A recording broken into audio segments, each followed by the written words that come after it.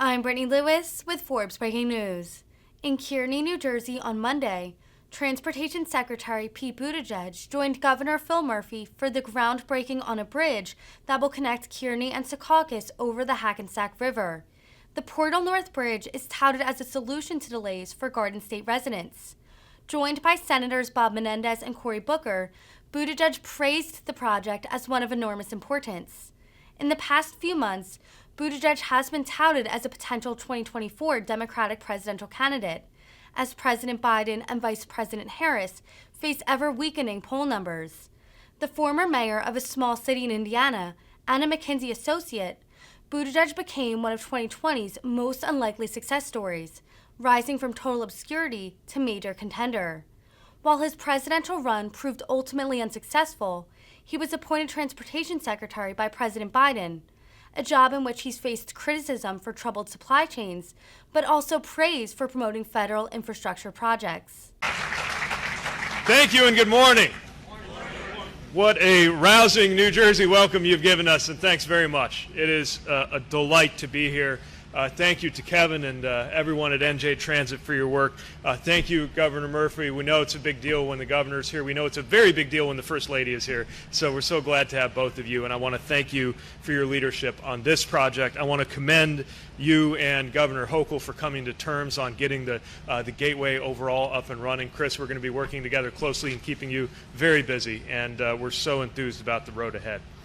Delighted to be joined by Senator Menendez and Senator Booker, an extraordinary congressional delegation who have never hesitated to remind me of the importance of this project and several other things that are taking place in this region that depend on federal support, and who are responsible for the overall context where we're gathering, which is a bipartisan infrastructure law that is funding the greatest level of federal investment in transit in the history of the Republic. It is a big deal.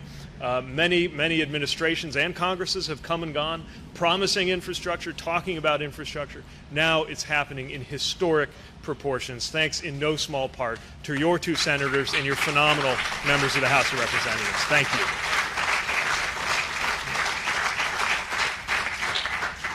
My colleagues, Nuria Fernandez and Amit Bose, leading our transit and rail administrations, respectively, who are being kept very busy by this work. We're so glad to be joined by you, and so glad that there is leadership on the ground to work with. Commissioner Scicchetti, so glad to be with you. Greg Lavallee, and so many of the workers who are going to bring the economic opportunity that this effort represents to families, communities, small businesses, all because people are going to have more money in their pockets doing this good work, and so many state, county, local, and other leaders who are here. Thanks to Representative Cyrus for welcoming us to this district. This is the best way I can think of to start a Monday morning. The worst way I can think of to start a Monday morning is late to work. And for so many commuters, it has been difficult to know that you could count on our 111-year-old infrastructure. It is the very finest state-of-the-art engineering of the Teddy Roosevelt administration. But we need something different and something better. And the people here have been relentless in getting us to this day, appropriately so, because so many people count on this. The residents, not just across New Jersey and New York and the eastern seaboard, but really across the country, count on the economic vitality of this region. And I think a lot about the personal implications of having good transit and good transportation. Matter of fact, we were together in North Jersey, I think, when one of the people we spoke to at an event that I think Tom and Josh might have been at, and Mikey actually, that sticks in my mind. Someone saying, I'm not the mother that I would like to be because of the way my commute works. And we have a chance to do something about that by making sure that we secure the best possible, reliable transportation infrastructure. Now, we were already on board as an administration, $800 million committed to this project. But the folks who are here today saw to it that this effort did not slip, that we had the resources to deliver on our commitments. And after years of politically motivated delays under the previous administration, the leaders who are here have made sure that this will not slip, it will get done on time, and they have succeeded in bringing us to this point. I want to recognize the hundreds of staff members in my department and the offices who are here who worked tirelessly to make this happen. From our side, a lot of those were the teams at FTA and FRA under the leadership of Administrator Bose and Administrator Fernandez. And all of this adds up to public service at its best, demonstrating that good government, rather than arguing over how big or how small it's going to be, good government can deliver and get things done.